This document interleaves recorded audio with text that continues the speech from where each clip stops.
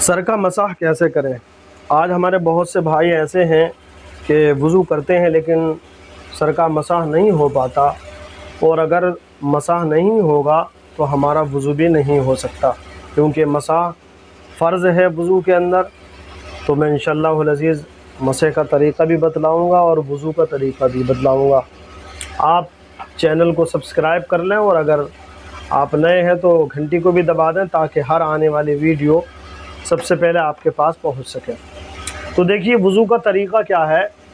हम जब वज़ू करने के लिए बैठें तो सबसे पहले बिस्मिल्लाहिर्रहमानिर्रहीम पढ़ें, और लोटों का ज़माना तो चला गया। अगर लोटे बदने से कर रहे हैं तो उल्टे हाथ पर उसको रखें, और टोंटी से है तो आजकल तो टोंटियाँ चल रही हैं, पानी उससे लें और 3 मरतबा गट्ठों तक हाथ धोएं और 3 मरतबा कुल्ली करें, पूरे मुंह में पानी घूम जाए, और उंगली से दांतों पर मिसवाक करें।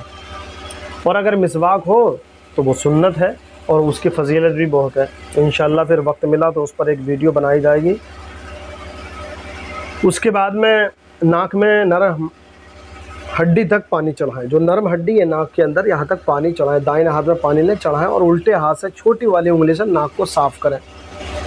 उसके बाद 3 मरतबा चेहरा धोएं, इस तरीके से धोएं कि जहाँ से बाल निकलते हैं वहाँ से पानी हमारे पूरे चेहरे पे, जहाँ से बाल निकलते हैं ठोड़ी के नीचे तक, एक कान की लो से दूसरे कान की लो तक, यानी जहाँ से बाल निकल रहे हैं और ठोड़ी के नीचे तक, एक कान की लो से दूसरे कान की लो तक, ये पूरा चेहरा है। इस पर पानी बहाना फ़र्ज़ है, फ़र्ज़ चेहरे पे। उसके बाद में दोनों हाथ कोहनियों समेत धोना है, फिर मसाह करना और दोनों पाँव टखनों समेत धोना है। ये वज़ू का तरीक़ा हो गया। लेकिन वज़ू के अंदर जो फ़राइज़ हैं वो क्या हैं। नंबर 1, वज़ू के अंदर जो फ़र्ज़ है वो है चेहरा, यानी मुंह का धोना, चेहरे का धोना। चेहरा कहाँ से, मैंने बतलाया जहाँ से बाल निकल रहे हैं, ये माथे पे, यहाँ से लेकर ठोड़ी के नीचे तक, और इस कान से इस कान की लो तक, ये पूरा चेहरा धोना फ़र्ज़ है। और जिनकी दाढ़ी है वो दाढ़ी का खिलाल करें, इसमें उंगलियां डालें, यूँ करके खूब रगड़ें उंगलियां डाल के, उसके बाद में पानी बहाएं। और अगर दाढ़ी ज़्यादा घनी है तो लोटे से, टोटी से, किसी भी तरीके से पानी बिल्कुल बह जाना चाहिए। पूरा चेहरा इस तरीके से धोना है। दाढ़ी शरीफ है तो उसको खिलाल करना, उसके नीचे पानी पहुंचाना, खाल जड़ तक बिल्कुल फ़र्ज़ है, ज़रूरी है।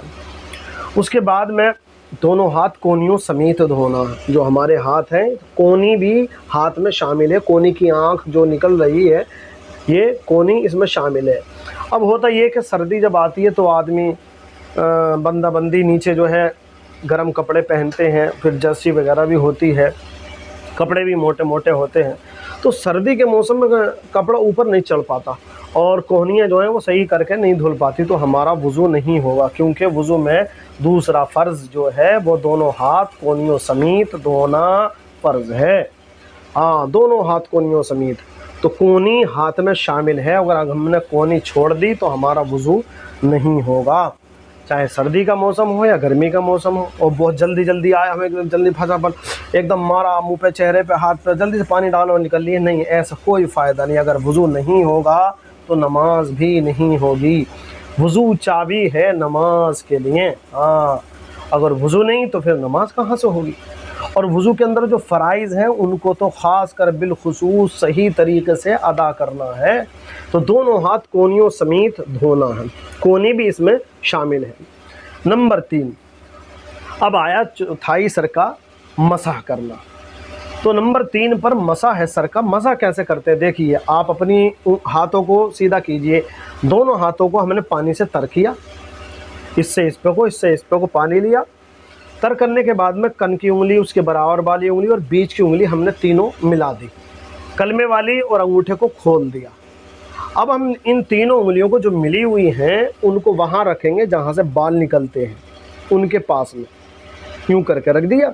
इसी तरीके से ये तीनों उंगलियाँ, पूरी जो तीनों उंगलियाँ, हथेली नहीं, हथेली को छोड़ के, और आगे शहादत वाली उंगली और अंगूठा जो है ये भी अलग रहे, ये तीनों उंगलियां रगड़ती हुई सर से, बालों से ऐसी पीछे को चली जाए। पीछे ले जाएं गर्दन के पास तक, बिल्कुल पूरे सर का मसा इस तरीके से हो। अब पीछे जाकर हाथ खोल दें, बिल्कुल हाथ खोल के कानों के ऊपर अब हथेलियों को रगड़ते हुए लेकर आगे को आ जाए। ठीक है, हथेलियां रगड़ते हुए पीछे से आगे को आ जाए। जब पीछे से आगे आ गए तो हथेलियां रगड़ गई। अब ये उंगलियां बची तो उंगलियों का खिलाल कानों के अंदर करना है हमें। अंगूठे बचे तो कानों के पीछे का करना है मसा। और ये उंगलियां जो हैं हमारी, उनकी पीठ बची यानी उल्टी तरफ से तो गर्दन का मसा करना है, आगे नहीं पीछे वाली गर्दन का। तो ये हो गया मसा।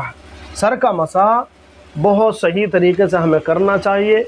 बहुत से ऐसे लोग हैं कि उनसे मसा नहीं हो पाता, और अगर मसा नहीं अदा कर पाएंगे तो हमारा वज़ू नहीं होगा, क्योंकि ये फ़र्ज़ है। और जो वज़ू में फ़राइज़ हैं उनका अदा करना लाजमी है। तो ये चौथाई सर का मसा फ़र्ज़ है। इसको सीखें, सही तरीके से अदा करें ताकि हमारा वज़ू सही तरीके से हो जाए।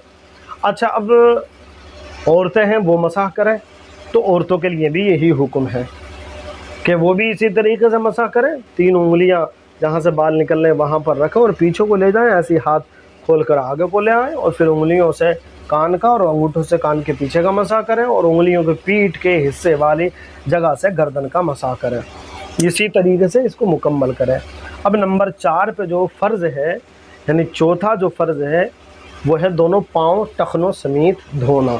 तो जो ये पाँव में हड्डियाँ होती हैं इनको टखने कहते हैं, इनके समेत धोना यानी इनको भी धोना है। हाँ, ऐसी पाँव की जो उंगलियां हैं उनके अंदर भी पानी पहुंचाना ज़रूरी है। और बाएं हाथ की छोटी वाली उंगली को उंगलियों में डाल डाल के उनका खिलाल करें, पाँव की उंगलियों का। हाँ, उनके अंदर पानी पहुंचना ज़रूरी है। अगर पाँव की उंगलियों के अंदर जगह खुश्क रह गई और भीगी नहीं, पानी नहीं पहुंचा तो हमारा वज़ू नहीं होगा, क्योंकि ये वज़ू के फ़राइज़ में से है। तो वज़ू में कितने फ़राइज़ हैं ये आपको याद होना चाहिए। वज़ू में 4 फ़र्ज़ हैं, 4। नंबर 1 चेहरा धोना, नंबर 2 दोनों हाथ कोहनियों समेत धोना, नंबर 3 चौथाई सर का मसाह करना, और नंबर 4 दोनों पाँव टखनों समेत धोना। ये वज़ू का तरीक़ा भी हो गया, वज़ू के फ़राइज़ भी हो गए। इनको याद करें और सही तरीके से वज़ू करें ताकि अल्लाह हमारी नमाज़ों को अपनी बारगाह में कबूल फ़रमाए।